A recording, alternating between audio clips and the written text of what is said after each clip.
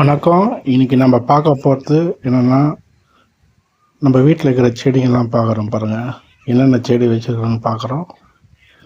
பார்த்துங்க, இந்த அழகின் குரோட்டன்ஸ் இருக்குதுல்ல, அது அந்தாண்ட பக்கம் கனகாமரம், இந்த பக்கம் வந்து மாங்காய் மரம், மாமரம்னு சொல்லுவாங்க, பெருசாக பாருங்கள். இது 2 மாமரம் இருக்கும். இது ஒரு மரம் பாருங்கள். இது ஒரு 4 வருஷமாக இருக்குது, வளர்ச்சி தான் இல்லை. இதை பாருங்கள். ஆமாம், ட்ராகன் ஃப்ரூட் செடி இருக்குது பாருங்க, பாவக்காய் இருக்குது.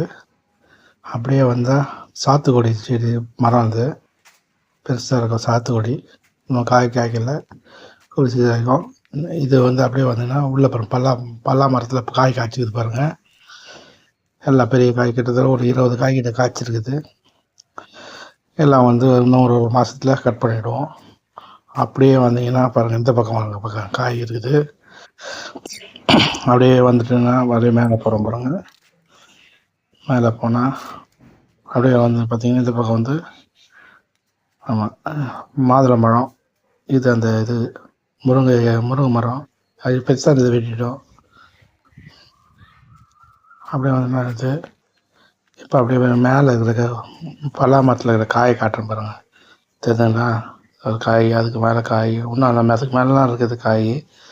ஹைட்டுக்கு போகிறதுனால சரியாக காட்ட முடியல. கிட்டத்தட்ட ஒரு 20 காய்கிட்ட இருக்குது. கருவேப்பிலை மரம் அது.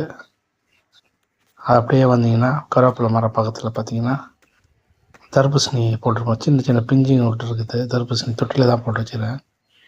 அப்படியே வந்துன்னா இந்த லவங்க பட்டன் வாங்கலாம், அந்த செடிங்க இது குரோட்டன்ஸு. அப்படியே போனீங்கன்னா குரோட்டன்ஸு அப்படியே வந்தால் இது ஆப்பிள் செடி போட்டுக்கிறேன், இப்போ தான் முளைக்குது.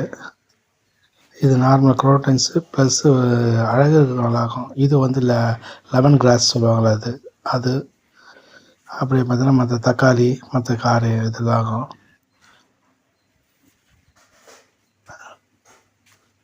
தக்காளி, இது காய்கறி ஐட்டம் தான். இது இல்லாமல் இன்னும் இருக்குது. பப்பாளி மரம் பின்னாடி பக்கம், பப்பாளி, வாழை மரம் எல்லாமே இருக்குது.